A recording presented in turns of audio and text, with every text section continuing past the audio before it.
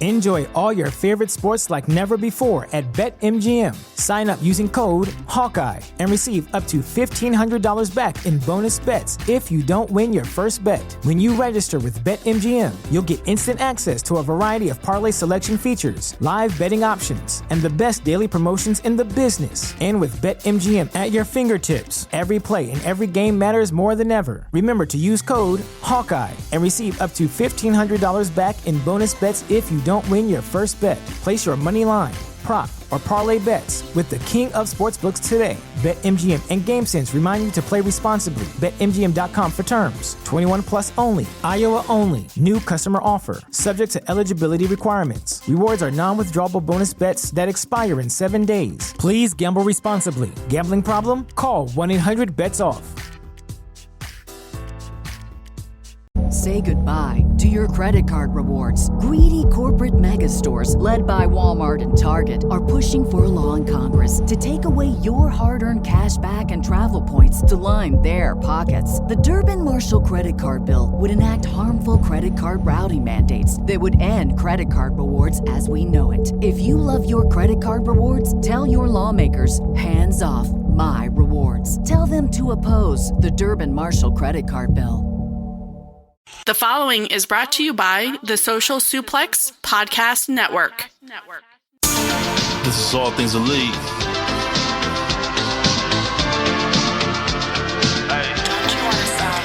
Welcome back to All Things Elite. Load up the pod, man, it's on when we speak. Rich right here, let me warm it up for Austin and Floyd. Couldn't be no one but the boys. When it come to All Things Elite from the fan perspective, swear, man, it ain't no question. Hear from them first. Swear, man, they putting in the work. No, they had to get me for the verse. Social Suplex Network's on. Hours at a time in your headphones. Austin and Floyd on the microphone. Backing out on the ring, getting in the zone. Pulling up the show, give it 7 stars, you already know. Who else could it be but the show with the proclivity for positivity? I'm gone.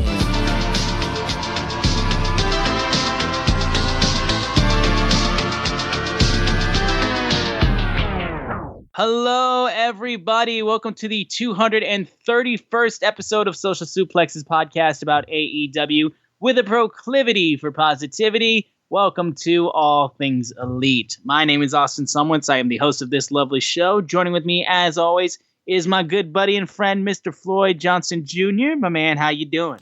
I am great. And to those people that have said, oh, it wasn't last week's 231? Technically, last week was 230. I had made, the week before, I had made the notes for 230, and then we didn't do a show. So when I went back, I assumed, I go to the next number, which is 231. And so I went to the next number. But then I realized when I downloaded the show, there was only like a full show. It was only 229. So yeah, that's just a little housekeeping. You're actually listening to 231. The first 231 was actually 230, which is whatever. But I am doing fantabulous. I am going to St. Louis this week, which I know most people are like, oh, you're going to Dynasty. I'm so jealous. Okay. There's one thing to be jealous about when it comes from me going to St. Louis. I am going to have White Castle. That's what it is. Wrestling is the side dish on this trip. I'm going to eat White Castle. Going to have me some St. Louis style Chinese food. And I'll squeeze in an amazing pay-per-view while I'm there. I am really excited going to hang out with Dave Finishill. This will be the first time we've done anything since All In. Mr. Rich Latta. You hear his sounds when you listen to the show every week. Going to hang out with him from One Nation Radio. Mm-hmm. We're going to hang out, and I expect we're going to hear and new quite a bit. I mean, literally, based on how it's set up, you're going to hear and new a minimum of twice. So that's pretty cool. So, if somebody sets the over under at 2, that's an easy bet. Take over, because you're guaranteed at least 2. And, there's some ones that we think are likely to change. But no, I am doing absolutely fantastic. Good Dynamite. Good Dynamite. Got the taste of that last week's Dynamite out of our mouth. Yes. Yeah. So we got a good Dynamite back. We got some good news as far as the value of AEW. So yeah, I'm in a great mood. How are you, buddy? Absolutely. I'm doing good, man. It's I'm getting back to reading. I'm getting like some nice I finished AJ Lee's book. I've owned it for like at least 5 years plus, but never finished it because I'm a terrible reader and I'm only just now getting better. So I know it's years old, but if you haven't read Crazy Is My Superpower, read it. I'm in the process of reading a different book right now, and then I'm going to I got Moxley's book I need to read, and then I got Brian Gewirtz's book I need to read. So crazy thing, the last book I read in full was Crazy Is My Superpower by AJ Lee. It's a great book. You know, it's funny because I don't read. I mean, I just don't. You said 5 years ago, so we are getting real close to the pandemic, right? So like, you know, like that's the beginning of the pandemic, and it's like a lot of stuff kind of went to the side. I'm trying to get it back now. Like most of my podcasts that I like would listen to on the way back and forth to work kind of went by the wayside because I started working at home, and then I would read. I would take a book to work because maybe I couldn't take my game or whatever. And dude, the Young Bucks book was literally the first book I had read in years, and I had to read it during the pandemic because I had nothing else I was doing. Yeah, I have the Young Bucks book. I have Drew McIntyre's book. Both signed. Yeah, I have Drew's on an audiobook. Both signed. Becky Lynch's book is on the way. Haven't read any of them. Not a word. Have not even opened them up. I could sell them as still new. That's how. That's how. Like how much I have not read anything in them. I still haven't read some of the classes. I need to read McFoley's books. Oh, okay. I did read his first book. I'm like, when he came back with the second book, I'm like, I'm not gonna do it twice. You on the biographies, autobiographies, you get one. That's you kind of get one. That's you get unless one. Unless a bunch of new shit has happened beforehand, like after that book came out. Yeah. You get one autobiography. Like JR's got another book coming out, and I'm like, and he's got 3 now with that. Yeah, and I'm like, I don't know, JR. You're reaching Chris Jericho levels of books. Yeah, I don't know if I got you. I love you, JR. Oklahoma represent. Not necessarily the most proud Oklahoma. I'm not the most proud Oklahoman right now. But we will talk about that. It's funny because I will say this. It's funny because there's a very loud opinion base, but in the end, what was actually done to AEW, it was like much ado about nothing. Hey, don't do that again. That was it. Like, no, it was just a big like. Yeah. We're gonna like hang our dingaling in your face, being like, hey, look how bossy we are. Look, you can't do this again. Don't do it again. So it's funny. It's like, okay. I posted about it, right? And then my friend messages me, and he's like, why didn't you give me credit? And I'm like, what are you talking about? And it turns out he's the one that wrote the original article that blew the thing up. I didn't even look at the original article. I'm like, a lot of times, if somebody has summed up an article, like with like bullet points and stuff, and I can get the gist of it, I'm not going to go read the full article. Again, I don't really like to read, so I want to make that clear. This is like, so I found out and I went back and read it because, my boy Johnny, he did it.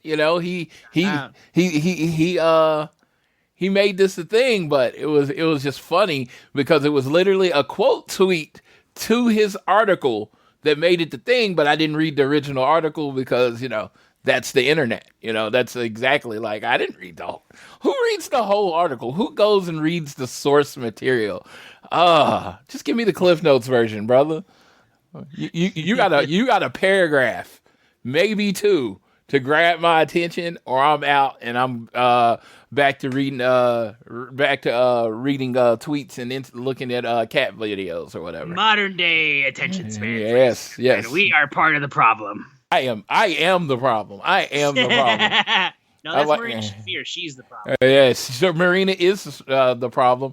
Hey, vocals on that song done by who? Rich Latta. See, we're keeping it all together. We're keeping it all together. You think, we're going off on a tangent. Nope. Keeping it all in. All in. Except for your voice right there. Yeah. So I was eating peanuts, Texas Roadhouse peanuts, and like a shell caught my shell in my throat or whatever. So, whatever. Yeah, but other than that, yes, we keep all things elite. Like the show says, y'all. Like there's a reason why it's called that. but we got a lot to get into. It is Dynasty Week this Sunday. We have AEW Dynasty in St. Louis, Missouri, and we're going to go over everything on the go-home show of Dynamite and also preview Collision and Rampage. Rampage, which will air tomorrow. Some videos of the tapings have already gone around for one specific segment, and then Collision, which will be on Saturday, and then, of course, we'll give our predictions and preview for AEW Dynasty. But before we get into the entire show, we're going to just get this out of the way. Y'all, please continue to support the show by downloading this wherever you get your podcasts. You listen to us on Spotify, wherever you choose to listen to us. Give us a share with your friends, family, coworkers, whoever you wish. Rate, review, subscribe, so you don't miss a single episode of the podcast. Easy way for you guys to support us as well as following us on Twitter. We are at ATElitePod. You can also follow at Social Suplex, who make this show possible. Check out all the other shows they have on their network. I am at Austin Sumowitz, SZUMOWICZ. Floyd is at Floyd Johnson Jr. on Twitter. Big news of the week is AEW Dynasty taking place. But before we get into that, I do think we should talk about recently the Forbes article that just came out, which ranked the most valuable combat sports promotions in America or in the world, basically. So the top three are the biggest things that we care about. If you want to see the other ones that were ranked in the top 10, you can go ahead and look at those. But we're focused mainly on the top three. So big thing is that ranked number one was UFC with 11.3 billion. This is for the most valuable combat sports promotion. So they have a 11.3 billion. They're ranked as their their net worth. UFC gets that. WWE was ranked second with 6.8 billion, and then in third place with 2 billion as their net worth is AEW, listed their estimated revenue last year as 250 million. Only thing I disagreed with it is that it listed the Young Bucks as the top draw. That is horseshit. But other ones were Moxley and Kenny Omega, which I do agree with. And Moxley being a top draw, even though he's hurt, that sounds about right because that dude is legit. So when this article came out, though, Floyd, I mean, like, it was a big deal. I mean, this was ranked. AEW was ranked higher than One Championship, which is another big mixed martial arts business in the world. So seeing AEW listed this high, though, for combat sports companies shows just the success, though, that they've had in their 5-year span that the companies existed. So I want to say, F that 3 shit, we're number 2.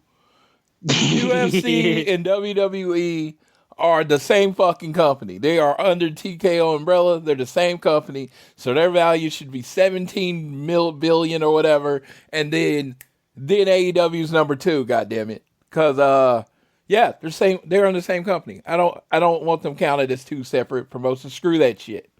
All right. So get rid of the 3 and put us at 2. We're 2. All right. You're like, oh yeah. It's like they got a tag team. You know, the first wrestler's 1, the second wrestler. No, they're 1. They're 1. Okay, they're the same company. So, but yeah, I'm really excited about AEW. I'm excited about the number 2, especially. And I'm sorry, coughing, but especially when it comes to. It's now, I believe, the open bid is coming now for the TV rights. It's like there was an exclusive time for the Warner Brothers Discovery. It looks like AEW is going to get into the open bidding. So this news coming out on the brink of that is great news for AEW. It can't, it's not going to drive the number down. I don't know if it drives it up, but it's not going to drive it down. I had some conspiracy thoughts. It's like, oh, so this comes out, the AEW is the third rated high combat company right when their open negotiation window is about to hit. I'm like, yeah, it's good timing. It's great timing. I'm like, and as a person, I don't necessarily believe in conspiracies, but I also don't believe in coincidence. You know what I mean? Oh, sure. It just lines up too perfectly. I'm not saying this article wasn't always coming out, but just the timing just seems too good to me. So shout out to Forbes. We're getting that out there. AEW, the growth has been amazing. I know the world the world is burning and ending is the common thread with AEW. I know a lot of people that say it don't believe it, but there's a lot of people with like fan bases that say it, and their fan bases get onto it because they're trying to, trigger AEW or whatever. But I don't think most people want an actual company to go out of business just so they can send out a "I told you so" tweet, because that's all it would amount to. You would make "I told you so" tweet, you would make an hour video of it saying, AEW went out of business, but then you think about all the hundreds of people that are out of jobs and you realize, oh, I'm kind of a dick. Exactly. Yeah, that kind of works. It's like, so I'm cheering for less places for wrestlers to work in an already small industry. Yeah, it's like let's just make some. I'm going to focus on one person, Darby Allin, right? Darby Allin is one of the top stars in AEW. He is one of the faces of AEW. Just main evented a pay-per-view. Main evented Double or Nothing last year. This dude, where is he in WWE? Like, and I'm not like, this is not a shot at WWE, but name a person that looks like him in WWE that is pushed. Yeah, no, it's just not what they're looking for. But that's it's fine. It's their company. They can push and promote and sign whoever the hell they want. I'm just saying it's not a negative towards WWE. They have their brand that they have built over the last 40 to 50 years. So I am not going to say for going with the brand. Obviously, it works. You see where they are at as far as their company worth. But for someone like Darby Allin and the kids that, come from, genetics, they're not going to be much bigger than Darby Allin. They have a place they can go and be successful. Jungle Boy is another example. I know he's not probably your favorite person right now, but Jungle Boy is another example of that. They would have gotten signed. They might have gotten used a little. They might have been on NXT, but their ceiling is like, their ceiling is like what Tony Nese's ceiling was. They would be praying that they opened up 205 Live again, where they're treated on the same level as world champions in AEW. And it's just like, when I say this, it's not because AEW is better. It's just an alternative. They just do it a different way, I felt like there's been like Minoru Suzuki would not be as big a deal in WWE. I'm sorry, they're not pushing a 5'7" Asian man as one of the toughest men in the world. It's just not going to happen. So again, this is not in any way to take shots at WWE. It's just to understand and appreciate where AEW brings and what they come to is that they offer an alternative, which was always the goal. It's like, hey, if you want KFC, go to KFC. That's great. KFC is the big one. I want Popeyes. I want that Popeyes spicy chicken. It's not as big as KFC, but you know what? For my taste, it's better. And that's kind of what AEW is. Exactly. The one other piece of news that we'll talk about before we get into the review of Dynamite. This came out the day of Dynamite and beforehand. And it was what we alluded to with the Boomer Sooners in Oklahoma. News came out basically from the Oklahoma Athletic Commission, and there was this was put out. It was basically this. I'll literally read it verbatim. So yeah, there was an item basically about punitive action to take against AEW, and basically explained that AEW held an event at the Paycom Center on December 20th, 2023, where a transgender wrestler, born male, had a match with a female wrestler. And the Oklahoma State Athletic Commission had no idea, as the wrestler had filed his wrestling license application out as a female. And it was alerted by a local wrestling organization that had previously done the same thing, acknowledged that they knew the violation of their rules and they would refrain from doing it again in the future. It called AEW that it was a violation. They would like to take action against AEW. And basically, a motion was made by Dr. Larry Lovelace to warn AEW to not do this again, or there will be punitive action made against them if they do so. So the Oklahoma State Athletic Commission was looking to take punitive action towards AEW, and the wrestler they're talking about is Nyla Rose. because she wrestled on that show, they want to take punitive action because she is transgender. Because a transgender woman who was born male cannot wrestle a female. Y'all are fucking ridiculous. The response that came out of this was incredible from not just Nyla, who, first of all, is a Twitter fiend, proceeded to immediately tweet out, who the fuck was it? Don't worry, Oklahoma. I'll find the dastardly transgender that checks notes. Entertain fans. How dare they make people happy? And then the pouring of support from all wrestlers in AEW. Danhausen made a tweet about it. Anthony Bowens said, hey, Dr. Larry Lovelace and crew, I motion for all of you to go fuck yourself. And then Nyla's like, damn it, Oklahoma, you made me a baby face now. I want to do the evil things with my evil friends, but now I can't. So yeah, the whole thing was absolutely just ridiculous. And I mean, at this point, like we talked about it too, me and Floyd said, I mean, like, first off, fuck that. It's nonsense. It's such a dumb thing that you're actively looking to punish a company for because they're showing representation in their wrestling company. And why the fuck should you even care? And second of all, I mean, like at this point, like unfortunately for fans in Oklahoma, I mean, you're not going to be there for a while because fuck the commission for making bullshit rules like that. All right. So this is complicated time for me. Not many people love their state more than I do. Love my state. Oklahoma, love it. This is one of those times, and I will defend Oklahoma against a lot of things. But Oklahoma inherently is a red state. Not only is it a red state, it is the reddest state in the union. Like, the reddest state in the United States. Like, I even said, if the vote for president was just president and not local things, I wouldn't go vote because there's no reason to.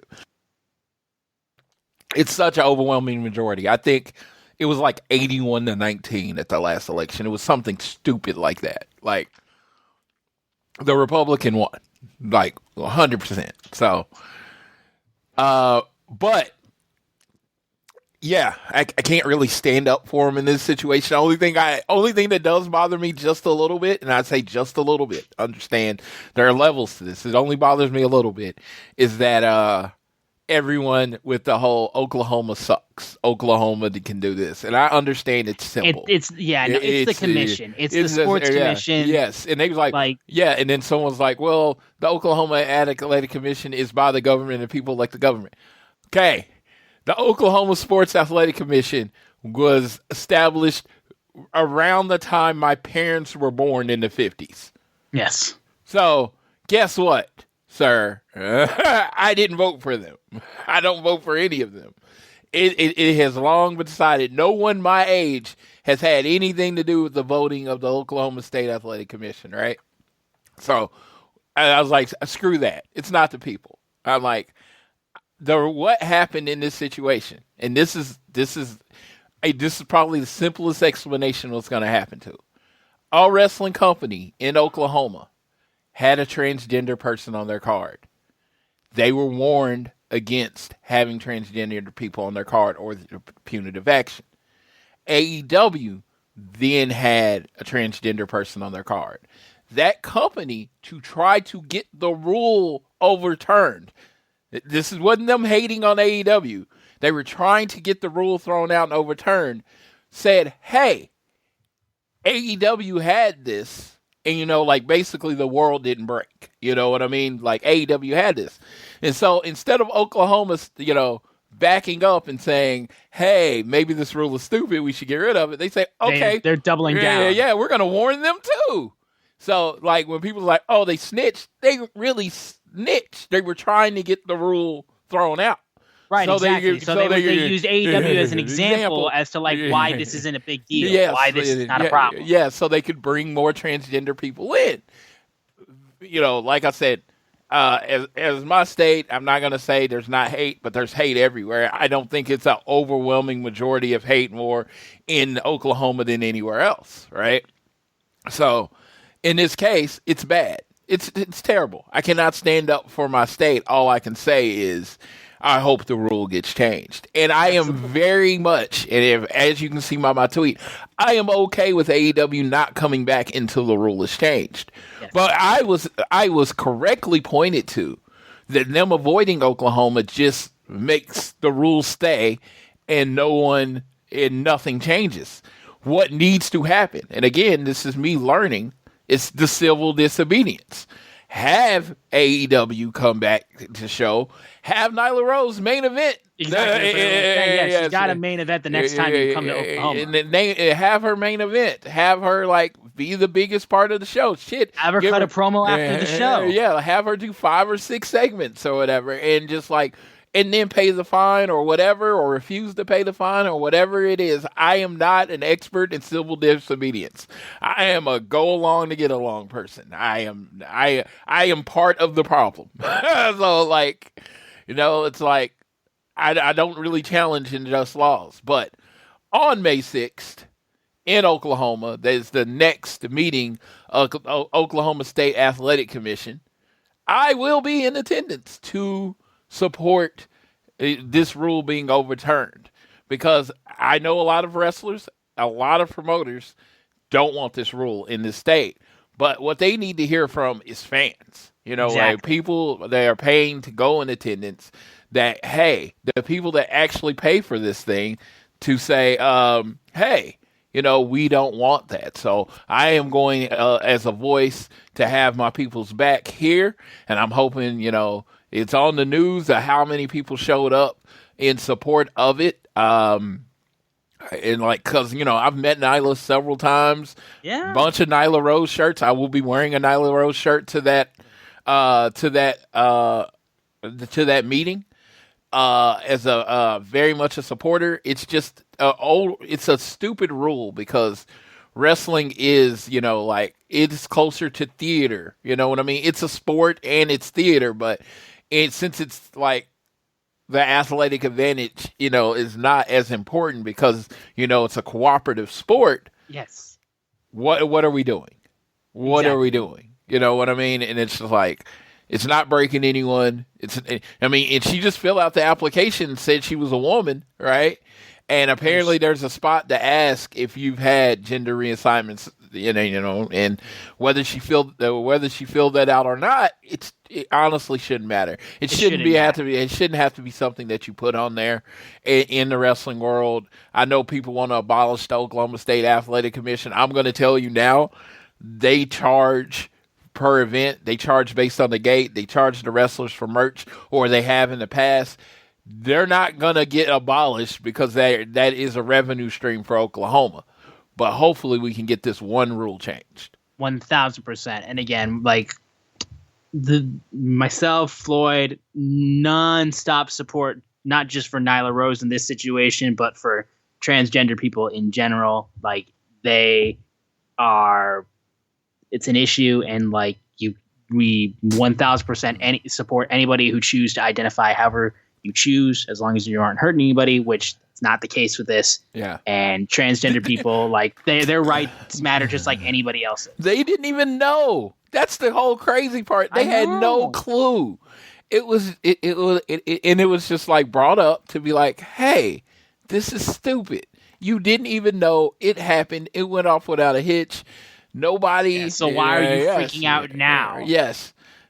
So why are you saying this? And it's just because they're oh, they got to double down. They can't say, oh, our bad, we were wrong, let's change the rule. They just got to double down. So fuck that. Yeah. Fuck that. So that was at least a nice little fun moment where we got to see AEW bond together, support Nyla, and support transgender rights and all that kind of stuff. But yes, Oklahoma State Athletics Commission changed that rule, because it's bullshit. And I shout out Floyd for going to show support there, for sure, since I can't do it because I'm up here in fucking Michigan. But we'll go ahead and get into Dynamite itself, which took place in the Indiana Farmers Coliseum. We opened up with the brand new IWGP World Heavyweight Champion, who won the IWGP World Heavyweight Championship at Windy City Riot in Chicago, Jon Moxley, showing up with the title. Is awesome seeing Moxley hold that. Now he's the one and only wrestler who has held the top title in 3 different companies, in WWE, in AEW, and now in New Japan Pro Wrestling. Absolutely spectacular. They had him come out, cut a promo, talking about, I was swimming upstream when I won one of my first championships. Never had help, and my message was, watch me climb another mountain and another mountain. Being great is not about what other people say. It's about what it's inside. Talked about the title itself and how it's steeped in history, and he'd been chasing it for 5 years. And now, me holding this wasn't impossible if people knew what's inside of me. How deep can you deep when you're choking on your own blood? Are you willing to prove the doubters wrong? And that's what AEW is about. So he then gets into the Don Callis family, calls Don Callis a creep. He's feeding guys lies and all this type of stuff. Tried to injure my teammate Bryan Danielson. And if you put a target on his back, you might as well put one on mine. So he called out Powerhouse Hobbs, because he's the meanest, biggest, baddest one, and challenged him to a match at Dynamite in a week. He's not going to make it quick or easy. He's going to drag him into the deepest waters, and he'll see no shoreline as he looks around, and he'll sink to the bottom of the ocean. And then he'll know the difference between me and him, and that the Don Callis family is feeding him lies. No one can touch him, and there is only one Jon Moxley. Really cool opening promo that we got. Again, can't give enough shout outs to Jon Moxley. Like, people say all the time that he's the ace of AEW, and there's no question about it. Kenny Omega was the original belt collector, but now Jon Moxley has now won the IWGP United States Championship, I believe, but he's now won the top prize in New Japan, while also have won the top prize in AEW and the top prize in WWE. There are not many wrestlers. In fact, there's no wrestlers other than him that can say that. So, shouts out to the one and only Jon Moxley. Yeah, I saw it coming. I was supposed to be at the show. Work shit happened, and I couldn't make the trip, which sucked. But if you listening to Keeping It Strong Style, you saw this might be happening. You listen to One Nation Radio, you saw this might be happening. That you're like, basically Social Suplex, keeps you up to date. Jon Moxley beating Naito, giving the New Japan World Title a shot in the arm. The IWGP Championship a shot in the arm. Like with the big departures that have come to AEW, New Japan seems like it's, in this like rebuilding area, and if you need to stabilize your world championship division, you want the next person to win the title to really be something, to have to earn it, you put Jon Moxley in this title. AEW has had, unfortunately, some different times with the belts where people have gotten injured, and they've always needed to step up. And every time you need someone to step up, it is Jon Moxley. He has helped, establish Orange Cassidy as a wrestler, Eddie Kingston, everybody on the card. He's the guy you got to go through. You got to go through Jon Moxley, so... That being said, I am very happy for him. And no, this is not going to be, I'm just going to drop in for the big shows. Jon Moxley is taking time away from AEW, and he is going to be on the road to shows in Japan. I feel sorry for all the people that he has to go up against, because he's one of the toughest people in the world, but he's going to be in Japan. He's going to be defending the titles at the pay-per-views there, He's going to help them draw better. Hopefully he might be the champion at Forbidden Door. Could you imagine, Jon Moxley, world champion versus the world champion of AEW? I don't think they've ever done that, so I doubt that happens. I doubt that happens. But it would be kind of cool. So Jon Moxley holding that flag. And, if you know anything about him, you definitely know that was a dream of his. He is one of those people that, Terry Funks of the world and Bruiser Brody's, he looked up to those old American style wrestlers, and they went to Japan and they won the title. And he went to Japan and he won the title. I don't actually know if Terry Funk was actually IWGP champion, and I'm not gonna Google it. So if he wasn't, then sorry. I do know that the Americans that go over there and dominate in Japan or wrestle in Japan is what Moxley wanted to do. And the IWGP champion, there's not a lot of recent, American champions there. So that is awesome. So I 1,000%. I think the last one was AJ Styles, right? Yeah, I'm pretty sure. Because Kenny's Canadian and Ospreay's UK.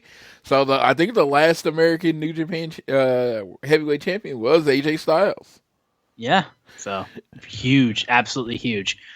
We had a backstage segment from the CEO, Mercedes Moné, basically talking about how she was attacked in the dark last week because they were too afraid to face her in the light.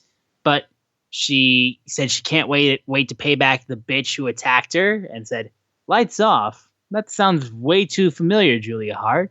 I didn't picture you as a coward, or maybe it's someone you wants me to think it was you." So she basically said it's someone who doesn't want me to want to face me at Double or Nothing when I'm all healthy. Either way, the entire women's division is on notice. And Willow and Julia, I look forward to watching your mixed tag match tonight, because there is a price to pay when you mess with Mercedes Moné. That's what we led right into with the TNT with the mixed tag match. Anything you wanted to comment on Mercedes? Obviously, we've been getting a couple of promos from her, but like we said, we're not getting a match from her until Double or Nothing. I think, and I'm going to keep guessing this until forever, until she comes back. I see everybody's like, is it Julia? Is it Willow? Is it Chris Statlander? Please let it be Britt Baker. Oh my God, it has to be, dude. I need my Britt back. If you make Mercedes Moné's first match back with Britt Baker, problem is obviously is like we all love Britt and we want her to be like, big time again. So she would be taking the loss in this, I would feel like, unless she cheated and then the feud continued and stuff like that. But like, regardless, like if it's Britt Baker and then that's her first feud in AEW, like that's huge. That's big money shit that you could do for the women's division to have your top feud, and it wouldn't even need to be for the title too. It could just like be those two going at it, and people would want to see that match. So, like, I'm right there with Floyd on that. You know what I mean? Because you're talking about the OG, the original. I'm like, oh man, the storyline's there. She's just tired of these, as she would call them, flavors of the month coming in. So, I want it to be Britt, but I call the devil as Britt. Every like big thing that's had to do with a woman over the last like 6 to 8 months, I've said Britt. So I'm probably wrong again. I'm just going to say that. Usually I'm like, maybe I'm right. No, I'm probably wrong again, but I'm going to keep calling for Britt until it's Britt. So I'm a big Britt Baker fan. I was talking to a friend, and I was like, people are tired of Britt, and they're like out of sight, out of mind, and I'm just like, if that's the case, it makes me very, very effing sad, because I love Britt Baker. She was the face. Yeah. She was the face of the women's division, and I think she is the closest a woman has come to being the face of the company. Like, when she was the world champion and it was hot, I think she was very close to being the face of the company.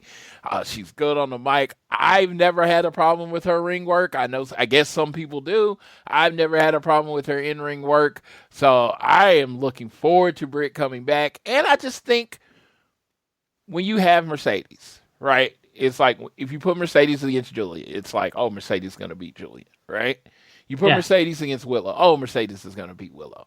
You put Mercedes against Britt, you assume Mercedes is going to win. But there is at least, because of how Britt has been presented in AEW, there's at least that doubt that Mercedes could win. That Mercedes could lose. You know what I mean?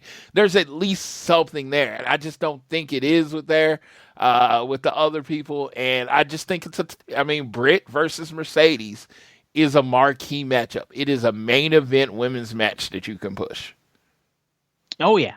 1,000%. I don't think any of the other people are, and I'm not saying Willow can't get there. I definitely think she does. Willow is personally, one of my favorite women's wrestlers. Yeah. I love Julia, but I just don't think they have built to that level of seeing eye to eye to Mercedes. But who has? The first woman announced in AEW. Mm-hmm. Dr. Britt Baker. DMD. DMD versus CEO. Let's fucking go. Let's go. So we'll move into the mixed tag match between Adam Copeland and Willow Nightingale versus Julia Hart and Brody King. TNT champion versus the TBS champion for the first time. However, when Willow was set to come out with Adam Copeland, she was attacked backstage. Stokely Hathaway and Chris Statlander checked on her. She was like, I'm good. But she didn't come out. And that's when the lights went off, came back on. Julia's waving at Adam from up on the ramp. And that's when Brody King blindsides him and they start beating him up. Threw him into set him up in a chair next to the LED barricade, and then he dove fucking sideways at him, which is nuts. He beat the hell out of Copeland in the majority of this match, but eventually Copeland was starting to fight back. He was able to do some high flying stuff, getting a flying clothesline in there at one point. They were trading strikes for a little while. But at one point, Copeland was able to hit the Impaler. Brody kicked out. That's when he tried for a spear, but then Brody completely took his head off.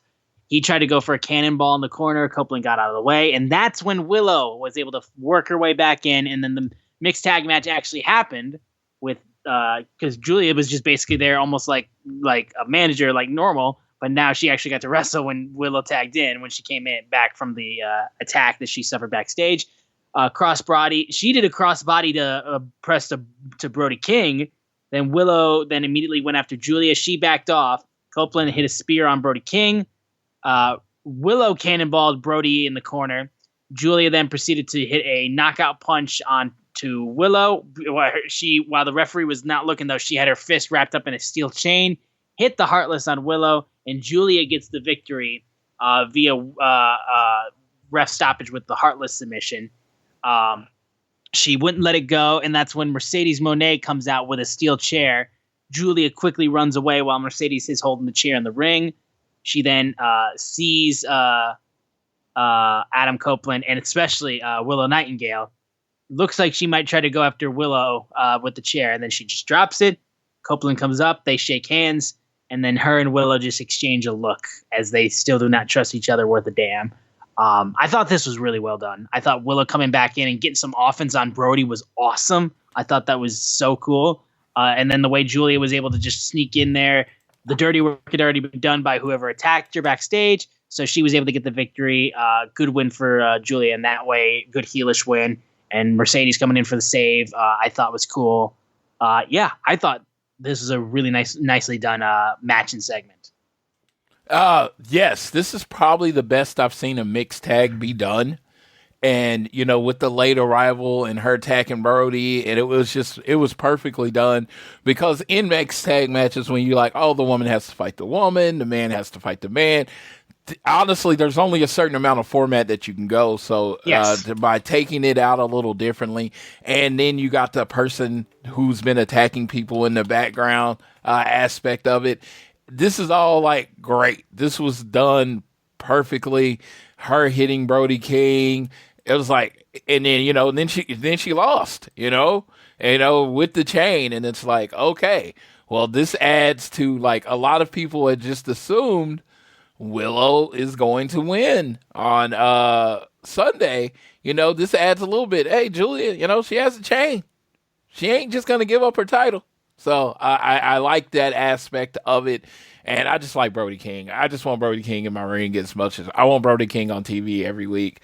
He's a big old son of a biscuit, I love Brody, he's just dude. big and rough and tumble. And then you realize how large Adam Copeland is, because Brody King is a huge man. Adam Copeland ain't that much smaller than him. I know. It's so you just realize how big the favorite wrestlers of your time were. And it was a very fun match. Very fun match. Absolutely. We had a backstage interview with the AEW World Champion Samoa Joe. Basically asked about how he views Swerve as an opponent, and he called him a nuisance, somebody who keeps standing up no matter how many times he knocks him down, just like a punching bag. And he said, you know what? Seems like every championship he's challenged for, he's come up short. He chokes. And Joe's going to cement himself as the greatest AEW World Champion at Dynasty.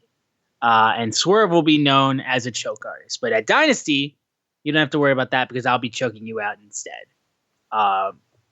Joe is just, like I said, it's the one thing I can say, dude. It's like Joe is just such a consummate, like, when he's champion, dude, like he's just a force. You know what I mean? It was when he was in WWE, whether he was in Ring of Honor or whatever he was in.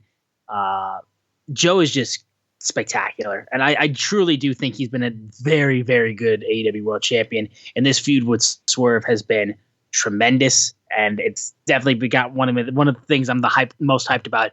And we'll talk even more about this feud how they closed out AEW Dynamite this past night, because oh my god, I can't wait to talk about that. Well, Joe is just like Moxley, and he can be the stabilizing force to world titles. When he's in the world title picture, it brings respect to the title. Is Joe the person that they're going to sell out a 20,000 seat arena with? No, it's not. And that's not what his purpose was. His purpose was to bring stability back to the world title, bring respect. One-on-one. Pretty much. Like straight up pro wrestling back to the world title picture from, a little different from what our former champion was. He was to bring you back into this light. He was the world champion when, Kazuchika Okada comes in. He was the world champion when Ospreay come in. He's the world champion when AEW is leveling up. And now on that level up, he is going against probably the hottest star in AEW, other than maybe Will Ospreay, which is Swerve Strickland.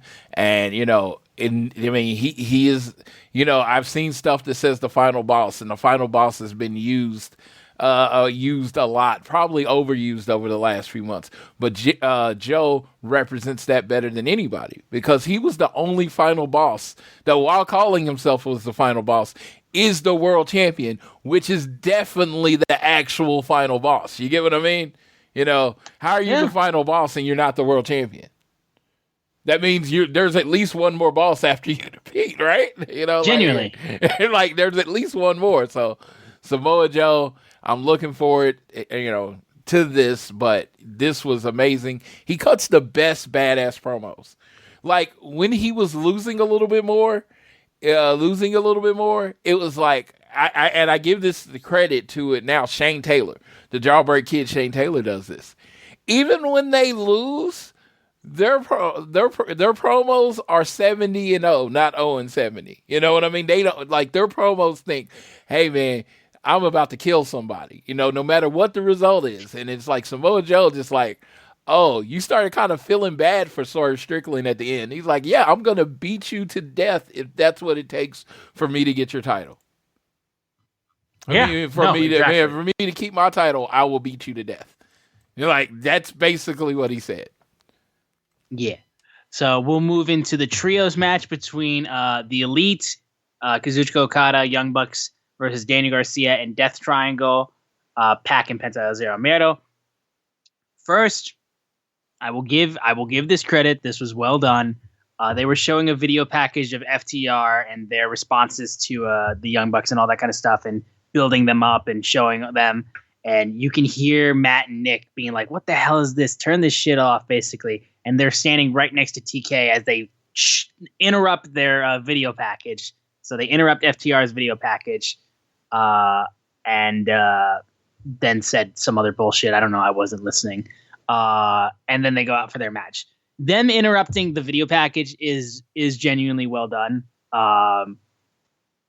But yeah, that was all I really wanted to say. I don't have any other nice things to say about the Young Bucks, so we can just continue to move on there. It made me laugh. And it was well done. And I love Tony Khan's lost look on his face. It was very similar look to another event that I saw where he had a lost look on his face, like I don't know what's happening. It was it seems like that's happened a lot recently. It was he's like, I don't know what's happening, and I loved it because that's his kind of thing. He's the boss, and it's like, oh, I don't know what's happening. But of course, if anyone in this world knows what's happening, it's Tony Khan. So I know. The match really between them was and Danny Garcia and Death Triangle was a lot of fun. I thought they did a lot of really good stuff. Okada was just, again, a force, and seeing him match up against Pac, what made me so gassed. I loved seeing those guys go at it. Daniel Garcia was getting some good stuff in there as well. As the match went on, though, Okada was able to really start getting some help from the Bucks. He hit a tombstone pile driver on Garcia, and then hit Penta with a tombstone pile driver, and then they started doing a super kick party, and then eventually Okada finished off Garcia with the Rainmaker, get the pinfall to win. They then hit Garcia with the EVP trigger after the match. They brought in a ladder because of what was just recently changed for their match at Dynasty. Body slammed Daniel Garcia onto the ladder, and then sandwiched him in it, and then Nick proceeded to go up top, but then Pac chased him out of the way out of the ring because he had the hammer that used to ring the bell. So that was their way of like teasing off Okada versus Pac, which will be taking place at Dynasty. But other than the video package that got cut off, no FTR appearance on Dynamite this week to for them to build to their match. You know what I mean? Their only appearance last week was when they were after that one segment. But they haven't had any other thing to get some heat back for that. They'll have something on Collision. I will say that they will have something on Collision. Dude, all I could think is, it's certain stuff. Again, hindsight's 2020. Adding to this package, it's like, oh, was FTR supposed to be here this week? It looks like their travel got mixed up. Oh my God, how did that happen? Like, have a reason FTR is not there. You know what I mean? Like, sure. Yeah, and you could, use it more heat for the Young Bucks if you want to. Again, hindsight's 2020. I wouldn't have thought of this before, but after seeing the segment, it was like, oh, yeah. They could have added a little more to that too. 1,000%. If you weren't gonna have FTR coming in to make the save, then use more of your EVP related story bullshit to be as to why they're not there. Yes, and you maybe online video, cell phone video from the Dax, like, I don't know, our tickets got messed up. Something. Security won't let us into the building. No, like I said, just to add to it, it's the Young Bucks and FTR. The moment this match got announced as a ladder match, I went on SeatGeek, started looking for upgraded tickets. I'll be third row on the ramp with Dave for this match because I just needed to be as close as possible to my two favorite teams doing what they want to. So when I say this match needs more heat, it doesn't need more heat for me. You could be like, hey, FTR versus the Young Bucks at the Bingo Hall Saturday down the street in Oklahoma City. I'm there. There's no thought process. I'm going. You could be like, it's in Seattle. Hey, I'm going to see what I can do. But for the bigger audience is what I'm always looking at, because guess what? A lot of stuff appeals to me that doesn't appeal. This could use some juice, but I think they've done a good job adding juice to this. And I do think the ladder match adds juice to it. So Young Bucks, FTR ladder match. Young Bucks are basically, apparently they were Succession. The show Succession is where their characters are coming from. And I was just like, I always said they were like the boss character that you always saw in the WWE, but dual versions of that. So in essence, I guess it's the same thing. So I really did enjoy this. I got a kick out of it. It was happening to FTR and I still laughed. Right. And the match itself, it's FTR versus the Young Bucks. It hasn't let us down in any of the other times that they've shown it or anything like that. And it being a ladder match is going to be massive. But yeah, I personally wanted more FTR. I wanted more FTR inclusion, and I mean that's just me. You know what I mean? I don't really got much else to add to that. But again, we're gonna have a trios match on Collision, which we'll talk about, where they're gonna hopefully get another chance to build off of their feud before Sunday. Breaks my heart that I will not be in attendance for that show on Saturday. For sure. We then had a meeting between Hook and Chris Jericho that was mediated by Taz. So he was just basically there because Chris Jericho asked for him to basically get Hook into a ring so Jericho could talk to him. Taz was there just to make sure everything went nice and easy. So Jericho got the floor, said, I pulled you off the apron because I wanted to get your attention, didn't feel like you were listening to me as much as you should, because I'm doing this all for you. Some would say I'm the greatest of all time at this. I am the learning tree. That was shown in the lower third too for his name card. He said, think about all these. Everyone who's listened to my pearls of wisdom and gone to the next level. Everyone who's entered the Jericho vortex and gone to the next level. I can get you to the top. I know that. So are you ready to put this animosity aside and sit under the learning tree? And Hook was just like, no. And Jericho's like, what do you mean no? And Hook's like, I don't need your help. And Jericho's like, dude, don't be stupid. And Taz was like, chill out, dude. Chill out. He said no. And then Jericho goes, stop. I'm doing what you should have done 30 years ago and given this kid some proper guidance. First of all, Jericho. First of all, come close. He's 24. He's not 30. Okay? The fuck are you talking about? He's not. The kid's 24. Okay? So he said, you need to get rid of this dead weight that's been surrounding you your entire life, where you're not ready. You're not as good as you think you are. Taz is trying to, like, you'd be like, what are you doing, dude? Like, calm down. Jericho shoves Taz. Hook then proceeds to drop his shit, get right up into the face of Jericho and shoves him into the corner. And then he's like, cross the line. Chris, you want to know how good I am? I'll show you anytime, any place, anywhere. Now get out of my ring. Jericho's trying to apologize, and he just keeps screaming, get out of my ring. And then eventually Jericho walks off after Hook gets up in his face. Now, I love some of the memes that came out of this. I love the typical, like Jericho saying all these words, blah, blah, blah, blah, and then Hook just says no, and it's like the most badass thing.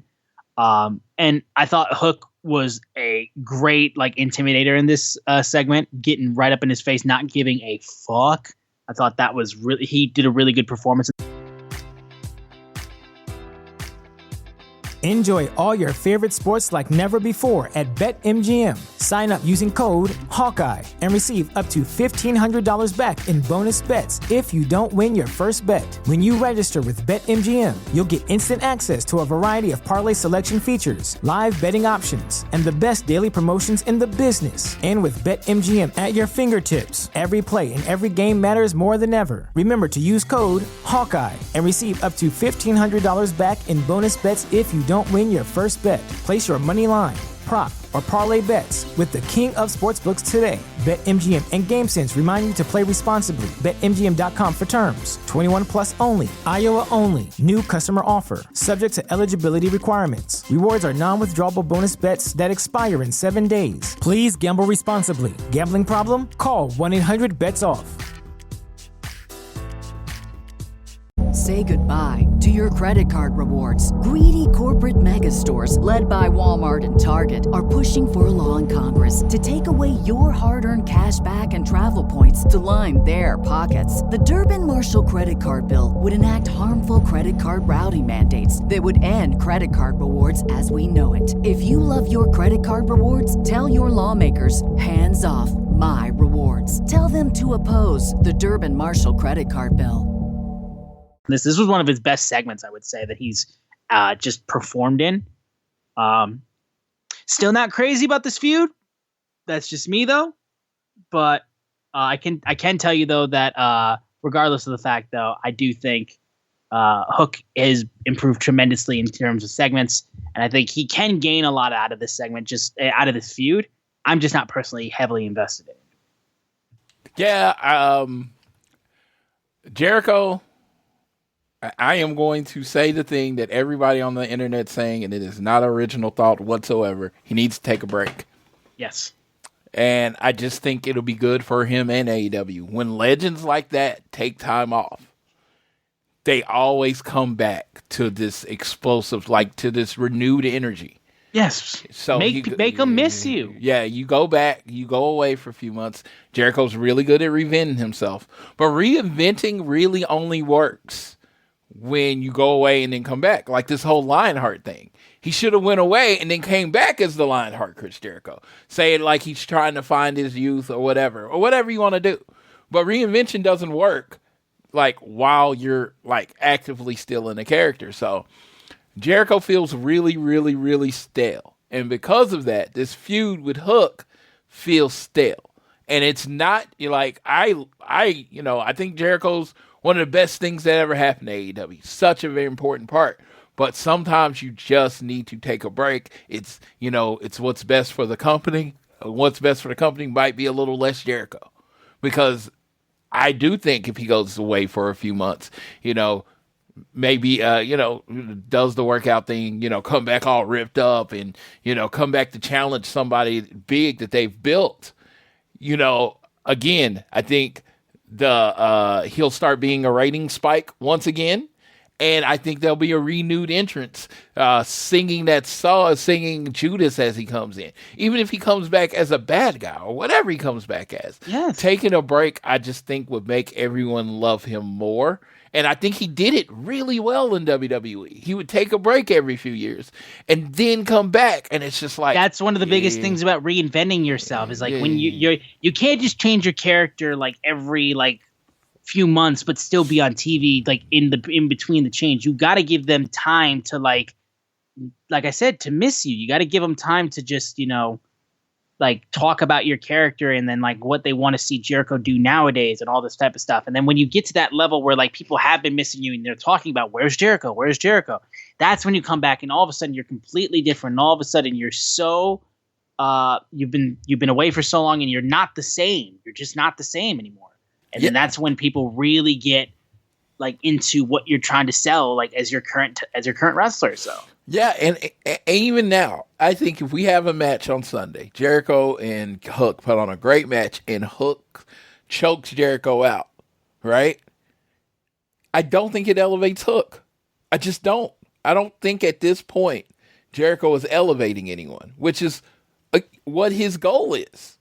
That's his goal. He's very open about interviews to elevate the next generation. I don't think him beating Chris Jericho this Sunday does anything for Hook. First of all, because he's already beat Chris Jericho.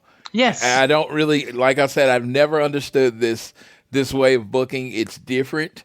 And, I've let it breathe, and I still don't understand this reverse booking thing. It just doesn't work. I think Jericho beats Hook, then offers his help. And then Hook beats Jericho. But that makes sense. I'm not saying you have to do it the way always things done, but sometimes things have been done the same way forever because it works. This way doesn't seem to be working. Again, it's probably the most negative I got on thing because it was like when I thought this might be the main event of Collision or a match on Collision. When I found out it was on the pay-per-view, I audibly groaned. Yeah. I don't want to see this. This could have been the main event of Dynamite next week, whatever. I audibly groaned because I don't want to see Hook versus Jericho again. And maybe, hey, Rich Latta, my boy, always says don't count out Chris Jericho. Maybe they go out there and put on this classic match that I'm like, oh my God, Chris Jericho, I'm sorry. I hope that's true. I hope next week when we review a Dynasty, I'm apologizing for Chris Jericho for underestimating him yet again. I don't see it happening, though. Yeah. So there you go. I mean, we'll move on from that, and we'll get into. There was a backstage interview now with Swerve Strickland. Renee got to talk to Joe first. Now she talked to Swerve, and Swerve responded to Joe's comments of him being a choke artist, and he said, "I've always fallen forward into success. Been stapled, and my body thrown into barbed wire, and I got back up. A couple weeks ago, you knocked my face with a chain, and I'm still here because I always get back up." So he said, "Call me whatever you want, because you'll be calling me AEW World Champion after Dynasty this Sunday." And now he said, "Joe, I'm going to tell you to your face tonight." So we'll go ahead and get in. We'll talk about Swerve when we get into the final segment. We'll move quickly into the virtuosa Deonna Purrazzo versus Mariah May. Pet peeve. Justin Roberts, you don't just call her Toni Storm. She is timeless, Toni Storm. Okay? I'm going to give you a pass this one time. Say her name correctly. Say her name correctly. She is timeless. Show her the respect she deserves, Justin Roberts. I was stunned when he just said Toni Storm. I was like, timeless. She's timeless. That's what she is. I need call her by her name. I need Luther to get on his job, please. Please, Luther should get up in his face and make sure he says it correctly. Beat Justin Robert down. For real. One thing I want to comment too also is the great shot of Mariah. First of all, Toni Storm's outfit, spectacular. But the AEW Women's World Title was put on the steel steps, and the camera work of having Mariah May in the ring, like right above the title, while Toni Storm is just Timeless Toni Storm is just off to the side, doing her thing, all that kind of stuff. They've been doing some good little hints of like, Mariah May, how like she's holding the title for Timeless Toni Storm, and then it gets ripped out of her hands, and she's just like clearly not okay with it, because she wants that belt.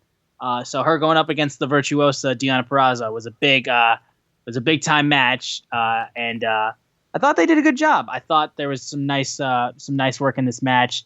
I thought the way they were getting some work in there, and then there was a point though where Deonna Purrazzo gets the roll up to get the victory over Mariah May, and it was a nice solid little match. And then afterwards, Toni Storm jumps her. And then her and Mariah May are teaming up on Deonna with kicks and stomps. And then Thunder Rosa then proceeds to come out and even the odds.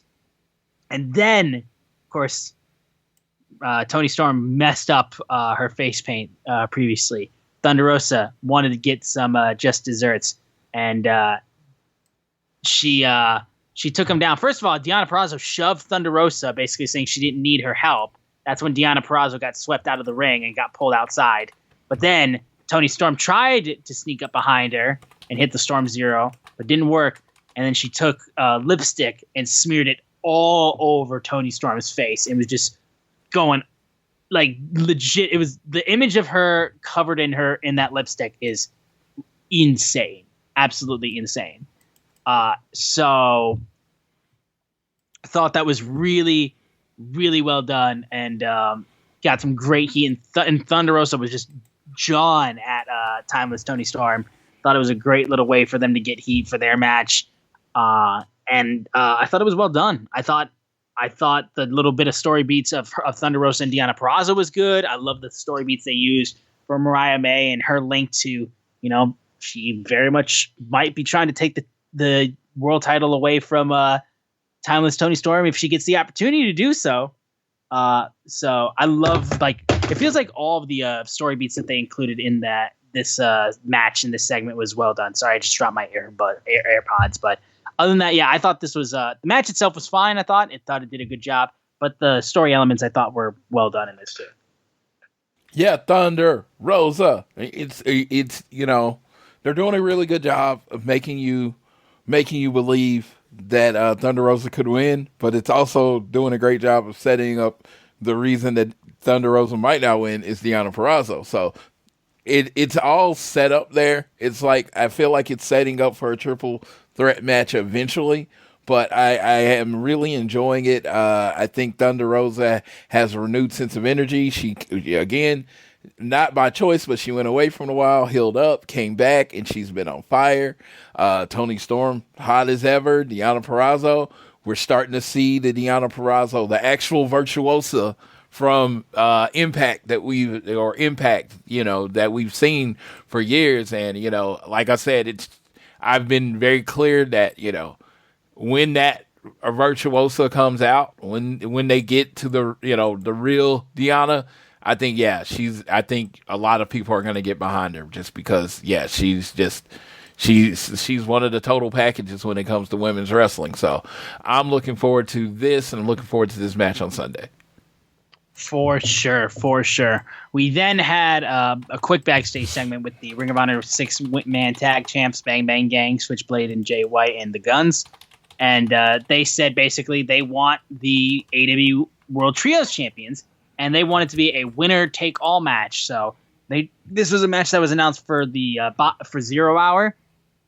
So title for title, it's going to be the AEW Trios title versus the the Ring of Honor 6-man tag championships.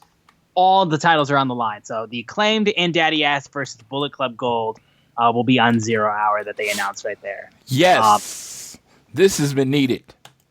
You don't need 2 sets of Trios titles. No, you don't. Yes, and I think you combine them, and then you make A unified title. A unified title. And I think that would end up being perfect. And, because it's a unified title, the titles are to be defended on Ring of Honor and on AEW. That also, so when you do have a Ring of Honor pay-per-view and they're on there, you get, the Trios champion on there. So I'm down. I'm 100% down. Let's do this. Yeah, no, 1,000%. And they accepted the challenge after the commercial break. Then we had freshly squeezed Orange Cassidy versus Shane Taylor with Lee Moriarty and Anthony Ogogo. Anthony Ogogo was actually on commentary, shout out, on Rampage this past weekend, or on Collision this week. I can't remember which one. But this is a pet peeve for me. And again, it involves my OGs that I do love. I love me best friends and everybody involved. So on Dynamite last week, we did not get a response from Trent about him turning on best friends, and we did not hear from Orange Cassidy. They pushed that to Rampage. So on Rampage, what they proceeded to do was they went through and they had Orange Cassidy. He wrestled a match against, let me remind myself real quick. He wrestled a match against Alex Reynolds. And afterwards, he looked like Orange Cassidy got the win. He then he was going to get an interview with Renee Paquette.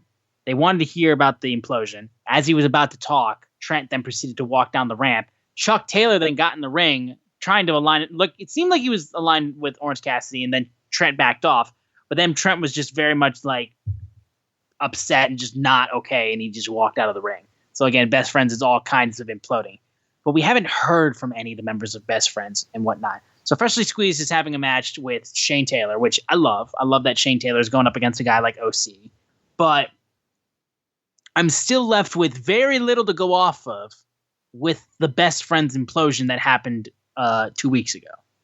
And I'm very frustrated in that because Best Friends is a group, well, specifically a tag team that's been with AEW since the beginning. And then OC has been there since All Out 2019. So they all three of them are as close to Chuck and Trent are AEW originals all through and through. Orange Cassidy has been there from basically before they had a TV deal or when they got a TV deal. So it's frustrating that these guys that are OGs, I'm not getting an idea of what the hell is going on with their story. The match itself between Lee and Orange Cassidy and Shane Taylor though was solid. I thought it was a good job. Orange Cassidy was able to get the win over Shane Taylor. I was expecting Trent to cost him, which was not the case. So Lee Moriarty then proceeded to get Orange Cassidy while Anthony Ogogo was knocking him with some punches.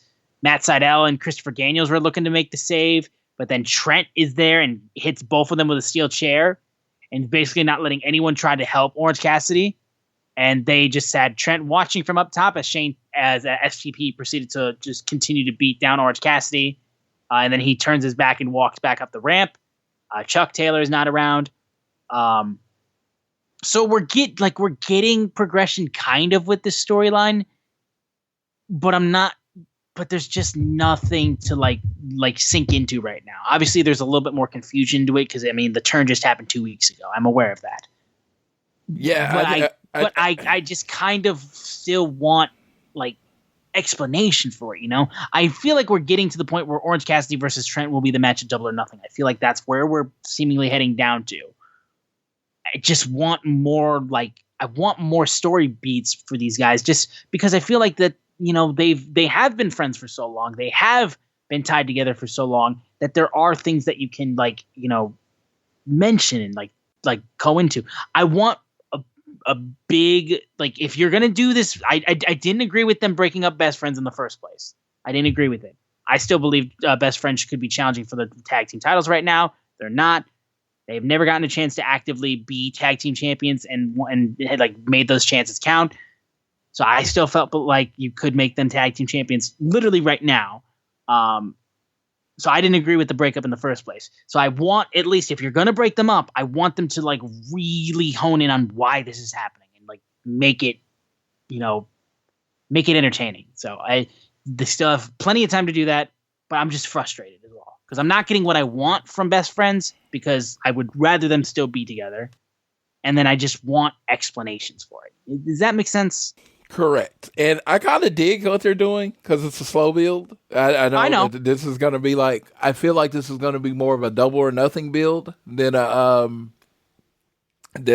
this Dynasty build. No, it wasn't going to be built for Dynasty. It would be way too big. Yeah, Dynasty is loaded, and I think this is going to play out more on TV over the next few weeks. I think they'll continue it because they did announce 2 more 0-hour matches for Dynasty. They announced Trent will be going up against Matt Sydal, who he cracked in the back with a chair. So, obviously makes sense as to why they're going at it.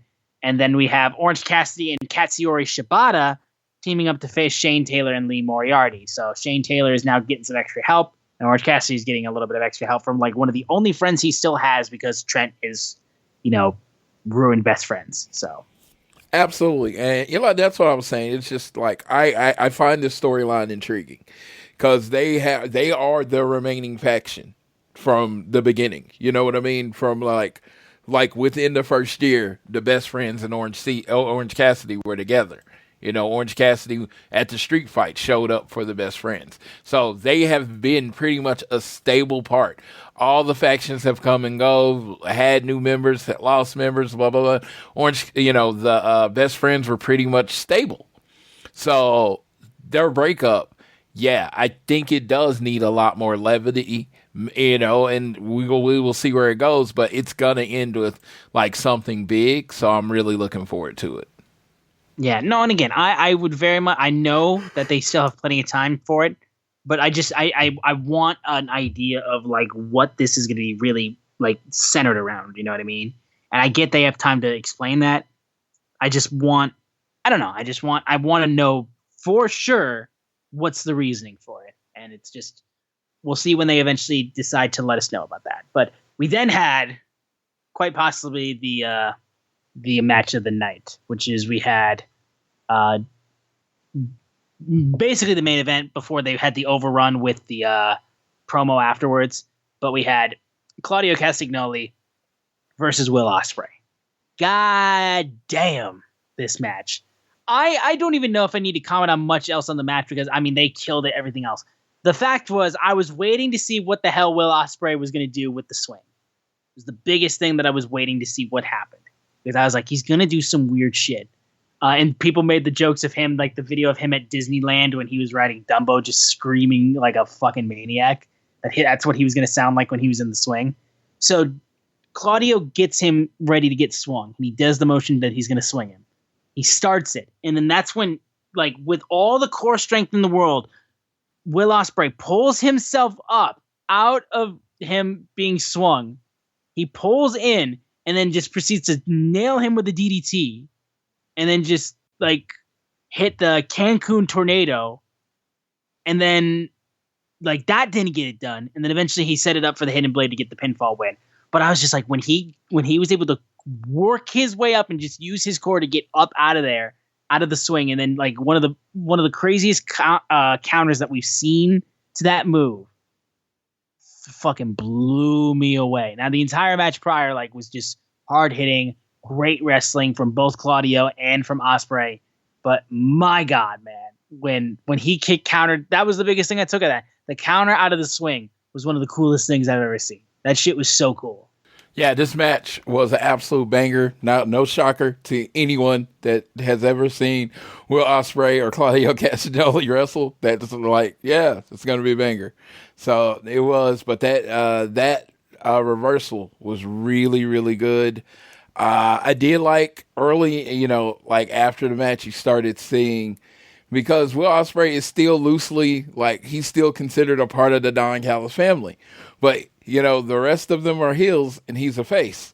So it's always a little weird on how that's set up. So I am, that was my favorite part of the match, is that, that started breaking down.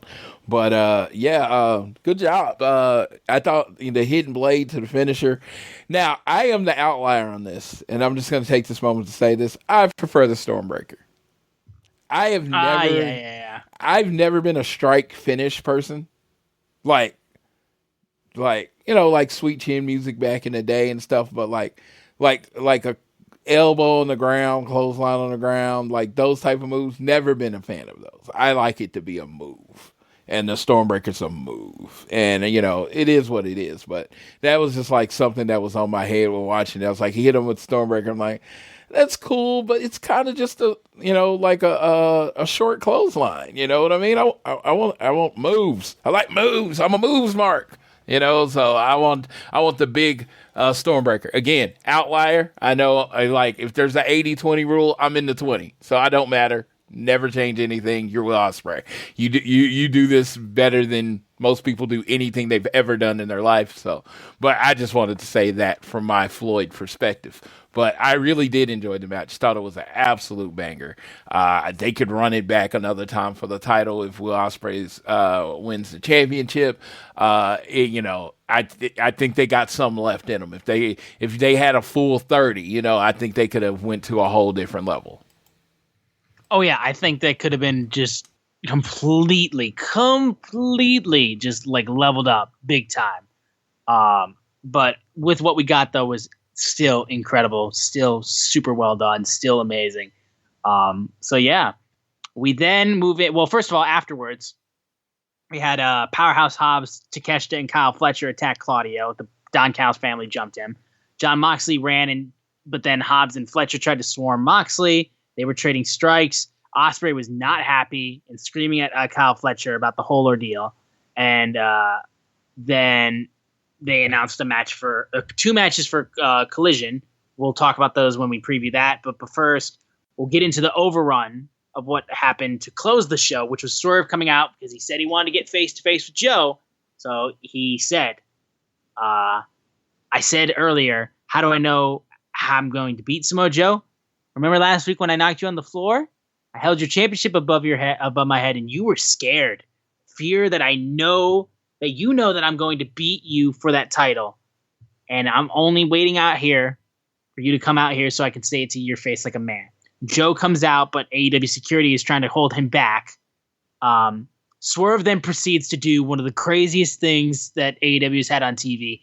The entire security guard group is like blocking Joe from getting to the ring. Swerve gets to the top rope, jumps to the outside. Swerve stomps into the center of them and then like into the pile of security, knocks them all down, and he's still standing as he gets up into Joe's face. Fucking, the word that wrestling fans love saying right now about like amazing spots or amazing camera work or amazing just like stare down moments or whatnot is cinema. Fucking cinema is what that was. Jumping into the pile of security guards, and then they fucking all eat shit, and Swerve just is standing back up slowly, gets in Joe's face, and then starts talking trash, and then they start swinging, and they beat the crap out of each other. Joe then throws him into the steel steps. Joe is looking like he's going to knock out Prince Nana, but that's when Swerve hits the house call kick, and then looks like he's going to Swerve stomp, but then Samoa Joe headbutts him, and then hits him with a muscle buster, and then he stands tall with the world title over his head as he stares over Swerve Strickland. Great closing moment for that as we build for that title match. I'm super stoked for it. Awesome moment to close up the show for Dynamite. Like I said, we are very happy to be talking about this Dynamite after how frustrated we were last week. But this is what we love. This is damn great AEW Pro Wrestling that we tune into every single week for. Yeah, it's just like sometimes you just want a good wrestling show, and when AEW is at its best, it's just worried about putting on a good wrestling show every week. That's when they're at their best.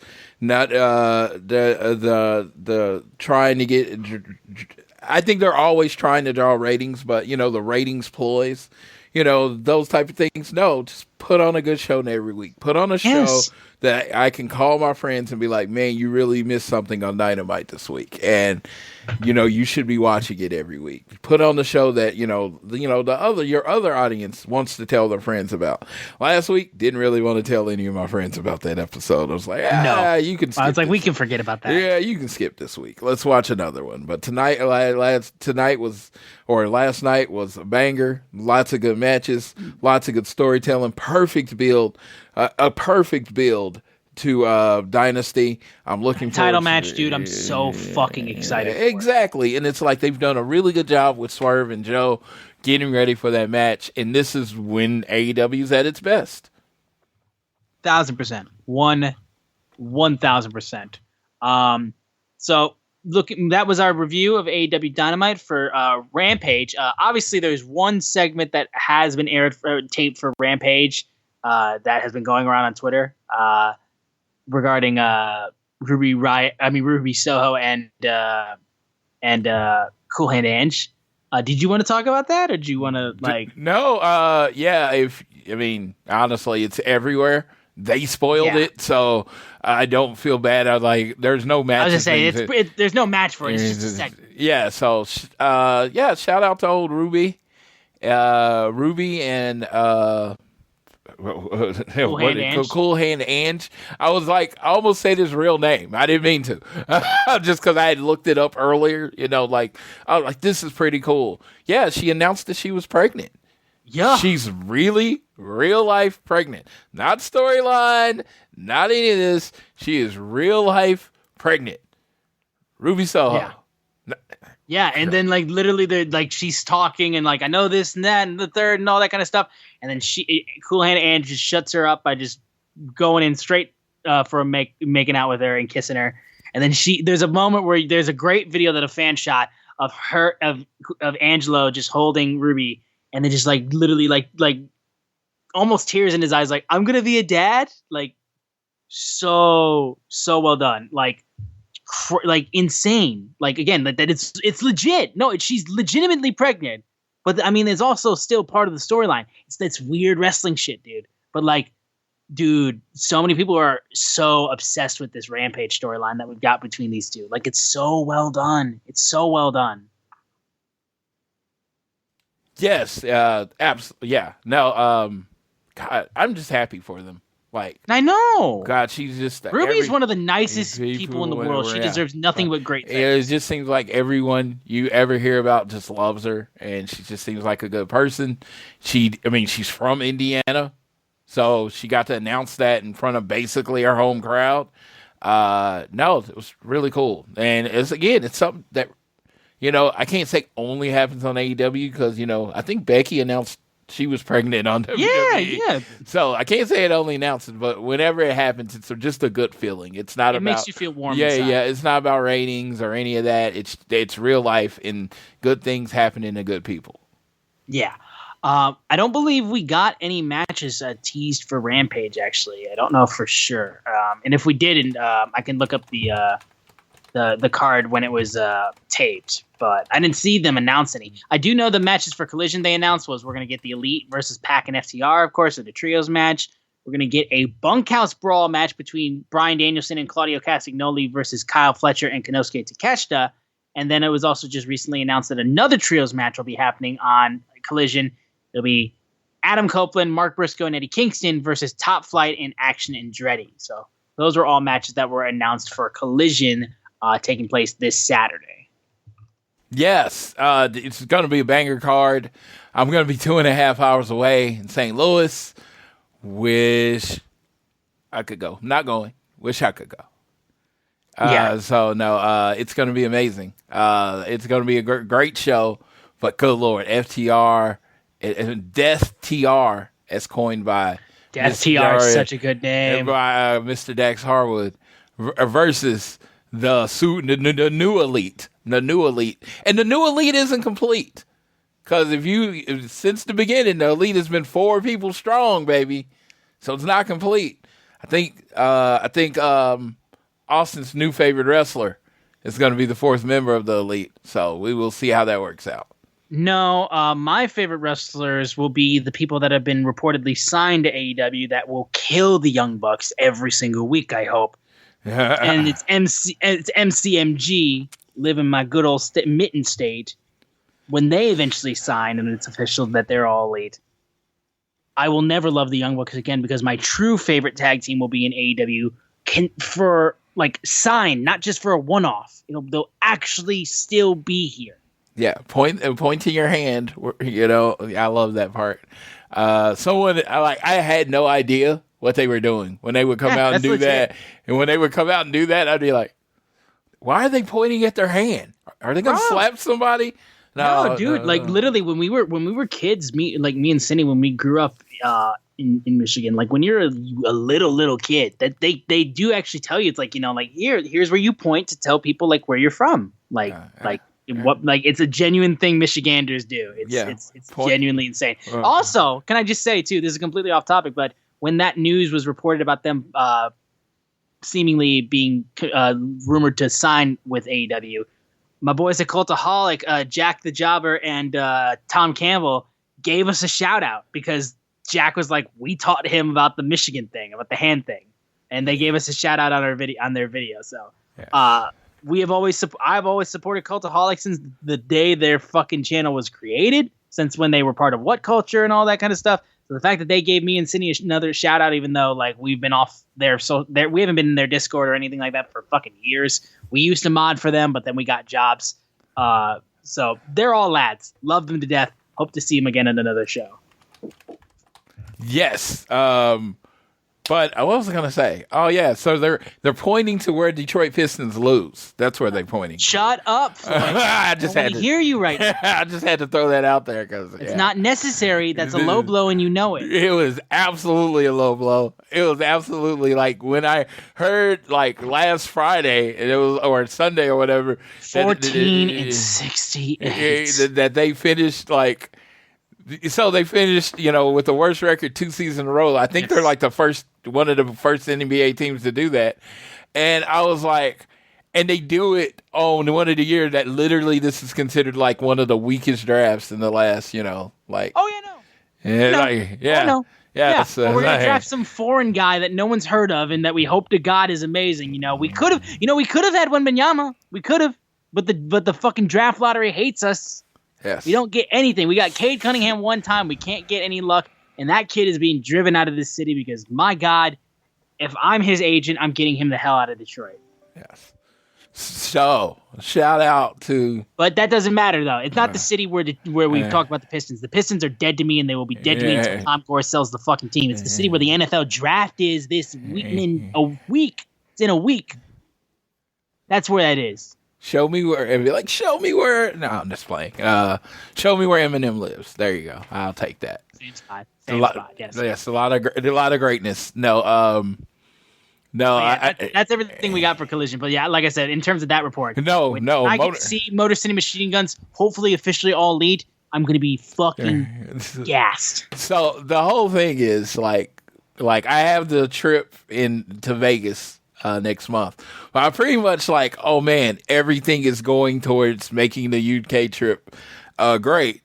But it's like the Motor City Machine Guns are signed. So, there's going to be a Motor City Machine Guns versus FTR match. There's going to be a Motor City Machine Guns versus the Young Bucks match. There's going to be a Motor City Machine Guns versus the Lucha Bros match. And I'm like, well, if I move this number over here and move this number over here, I can make it to this. I'm like, dude, I'm going to be so torn if we get a Motor City Machine Guns versus FTR match. I'm going to be so torn. I will not. But I saw FTR versus DIY. Everyone has. Don't get me wrong. Yeah. And I think that's like their closest comp as far as the teams that the FTR has faced. And, they put on some all-time great matches. So I expect nothing less. Like, unfortunately, my expectations and the bar for the FTR versus Motor City Machine Guns is so high. I don't know if they can reach it. We will see when it comes. I'm like, and it was like, oh yeah, I thought it was great, but it wasn't as good as I thought. I'm like, understand, you can't get into my brain to think of how good I think this match is going to be. So they're never like, if they reach it, I'm going to be like, you're going to be talking about that. Man, that might have been the greatest tag team match of all time. So, oh yeah. No, I love Motor City Machine Guns. I've loved them since TNA days. It's funny. I don't know if a lot of people know this. Kevin Nash introduced them as tag teams. And if you know this, Kevin Nash is from Detroit too. He's from Detroit. Yeah. So it was kind of like there's this whole Detroit thing. It was like the Detroit tag team put together by somebody from Detroit, an all-time great from Detroit. Just amazing. Motor City Machine Guns. Dude, if they win the titles in AEW, it has to be in Detroit. They got to figure it out. They have to figure it out. They have to figure it out. I want to be in the building when that happens. Yes. I want that to happen so bad. Because let's be frank right now. Been like 16 years since we've had champions of anything in the city of Detroit, so we need this. 88. My city needs this. Michigan doesn't count because they cheated. Yes. Ooh. So we need Bucks and Lakers inspired gear. We need Motor City Machine Guns and Pistons inspired gear. Let's take it back to 88. You know what I mean? Let's do it, dog. Let's do it. And you know who won that, right? The Pistons. You know. So there you go. Oh, trust me, dude. I'm very aware of that time frame in Detroit Pistons history. But that is what we've got for Collision moving forward. Of course, Rampage will air tomorrow, or you'll see that segment with Rui Soho and Cool Hand Inge.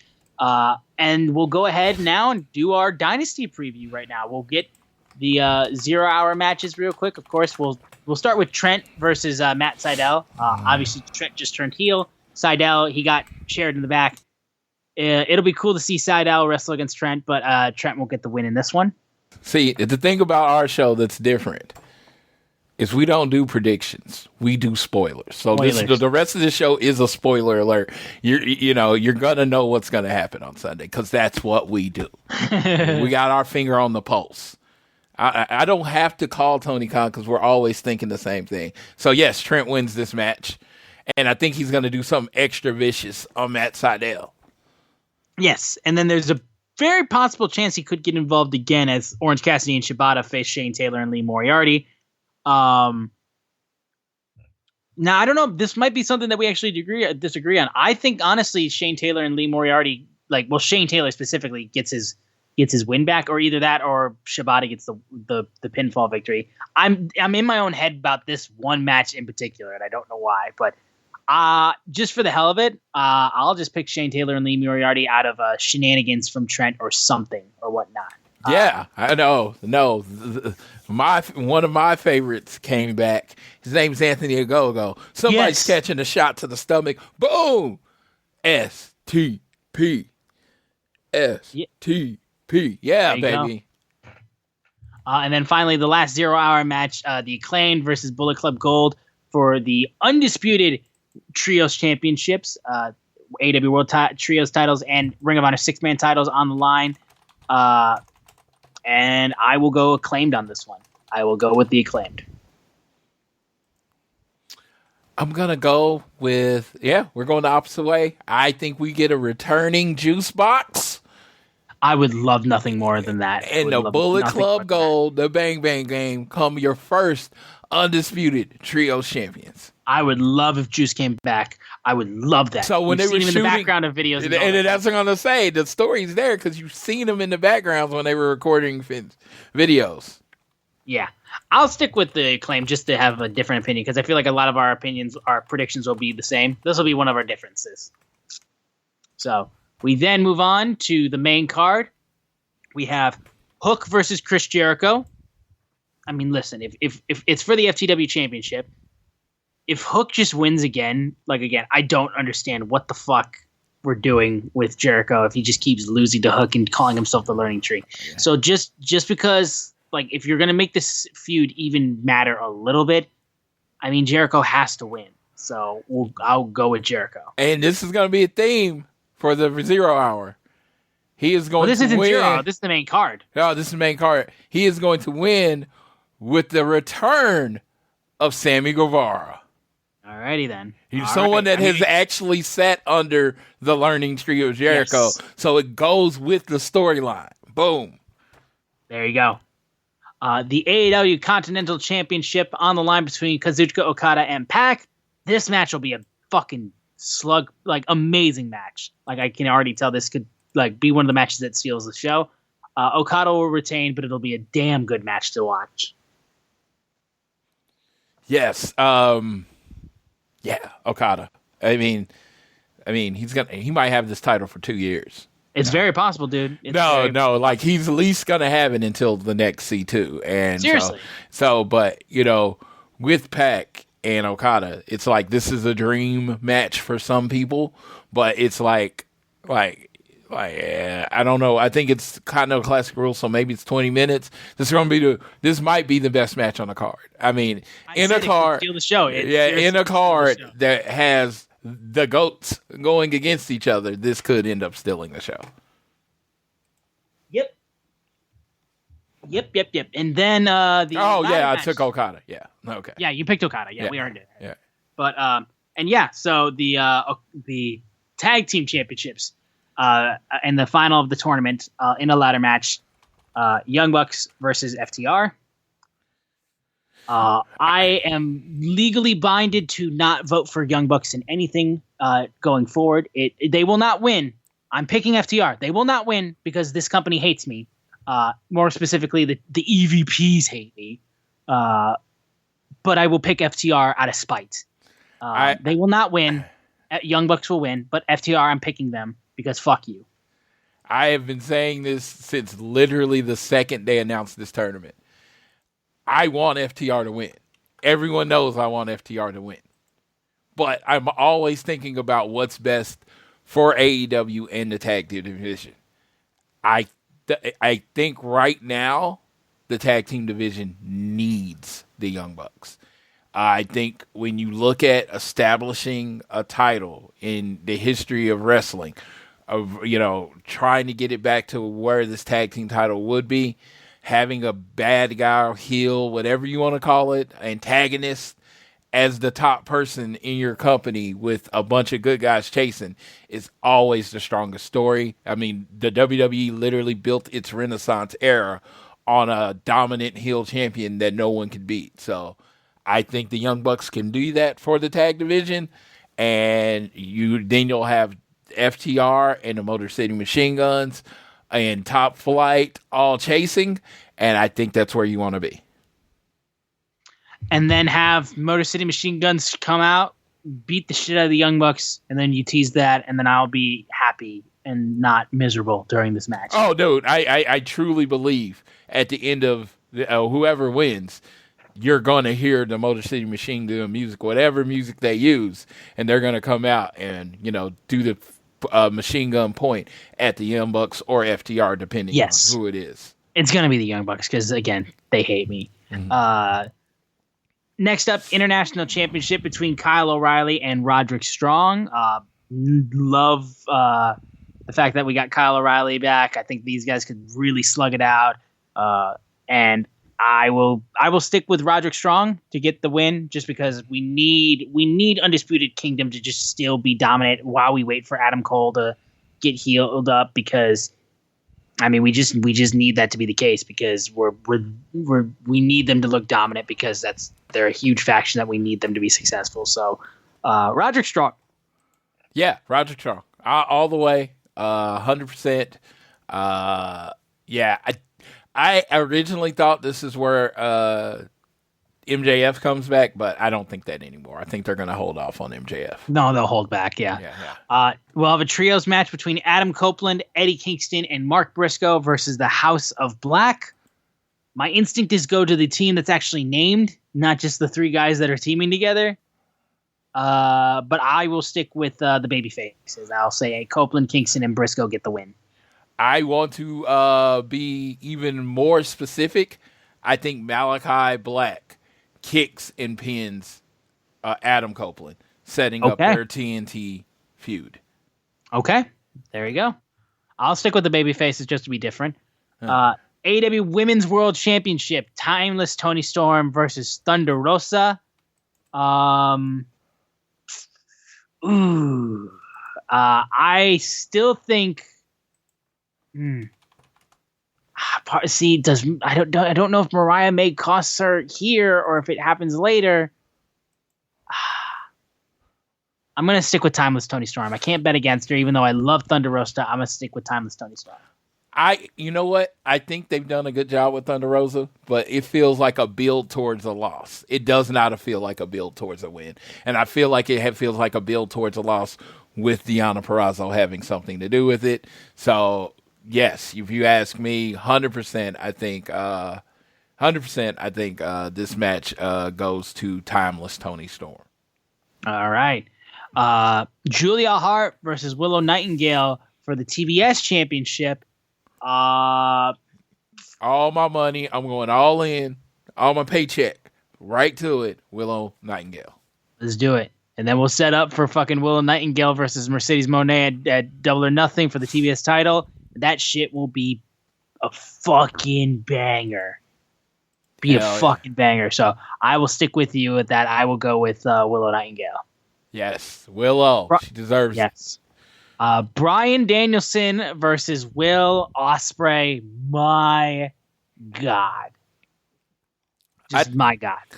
I know Will Ospreay's hot. I do. I think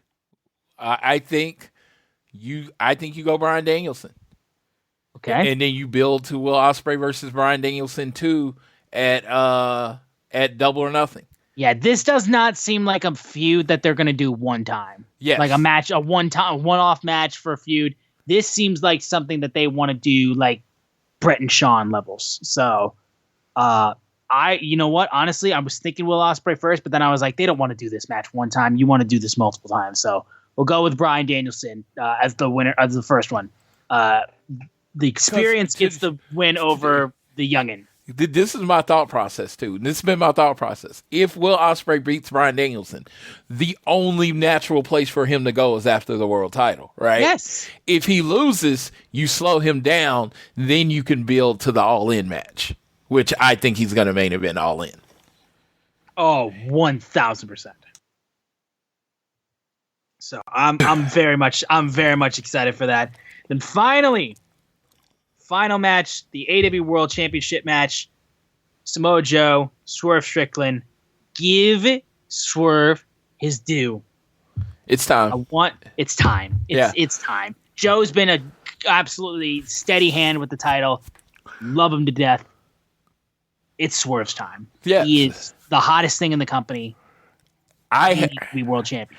Other than like maybe Will Hobbs, or like when you look at how a wrestler came into AEW, right?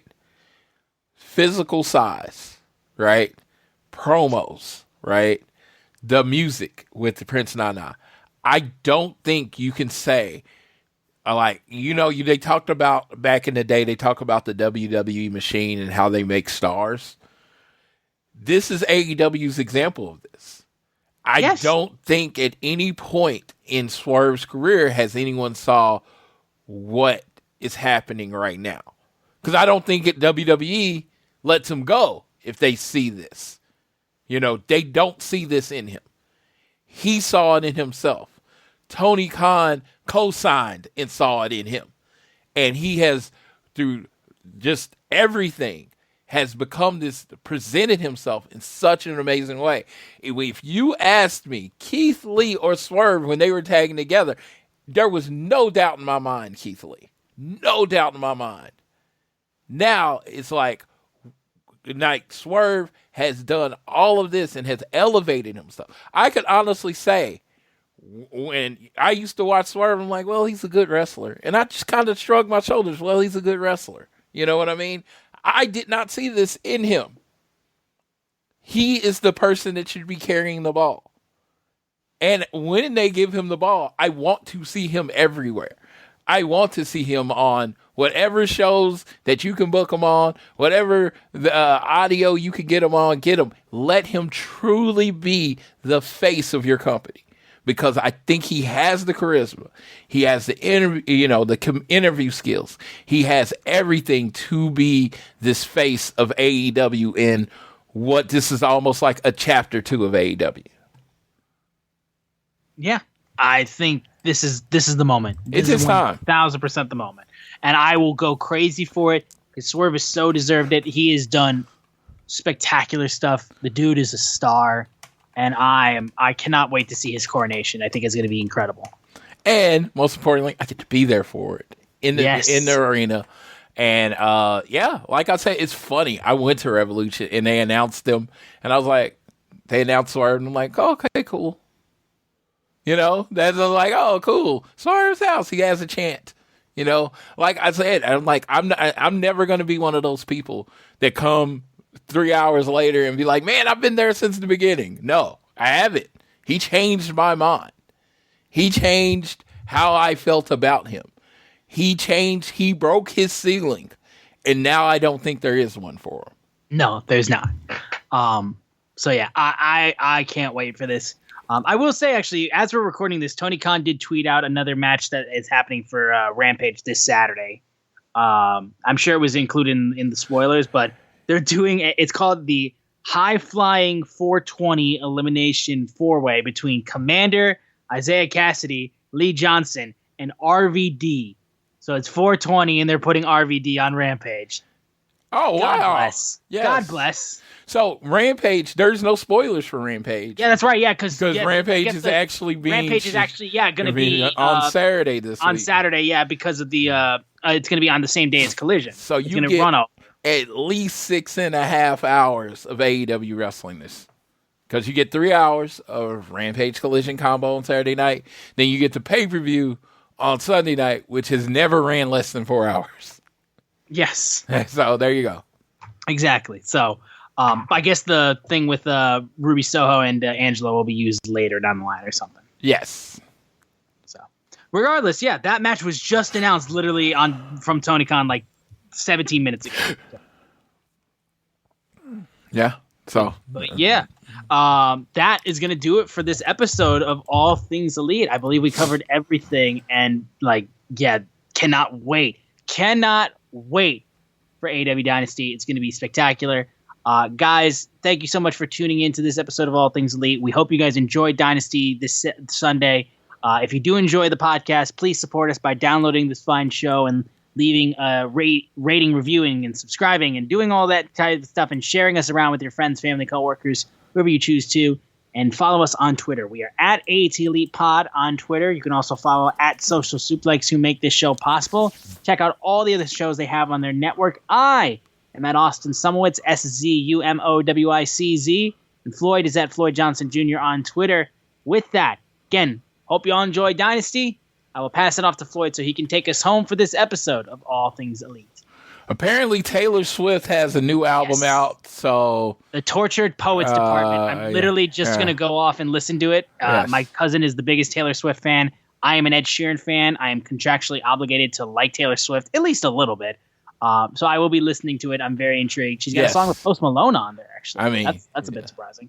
Yeah, I just tell me about the song that is talking about the reigning, defending, undisputed 2-time Super Bowl champions, because I know she's a huge fan of that team.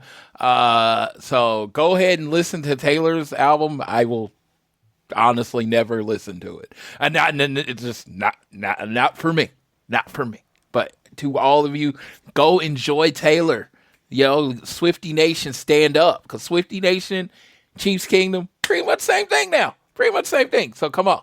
But thank you all for listening. Hopefully we have entertained you with our passionate takes on everything in our preview of the show. I am excited because I will be going to my 53rd AEW show. And this is like literally, I don't remember the last, I guess the pay-per-view in Seattle was the last one I missed. But yeah, it's been a good run. But everyone enjoy it. Listen, share with your friends, do the likes, do the comments. I appreciate you. And man, be good to people. I know we live in a time based on everybody's positive or negative experiences in this world. It can make you, reluctant to believe in people. I could absolutely believe that. But I have found that the majority of people are good in life. And I hope that you find the same thing. And I will leave you how I always leave you. Whether it is home, work, or school, always do your best to be elite.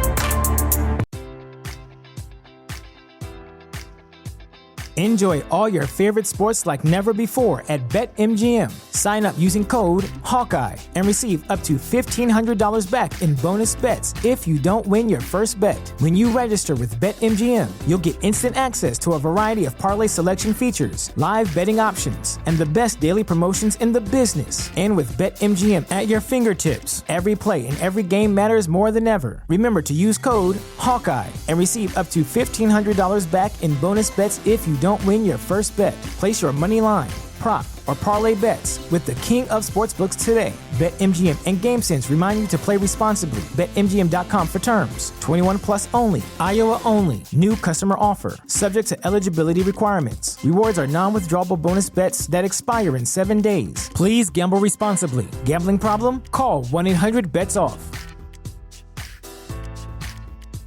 Say goodbye to your credit card rewards. Greedy corporate mega stores, led by Walmart and Target, are pushing for a law in Congress to take away your hard-earned cash back and travel points to line their pockets. The Durbin-Marshall credit card bill would enact harmful credit card routing mandates that would end credit card rewards as we know it. If you love your credit card rewards, tell your lawmakers, hands off my rewards. Tell them to oppose the Durbin-Marshall credit card bill.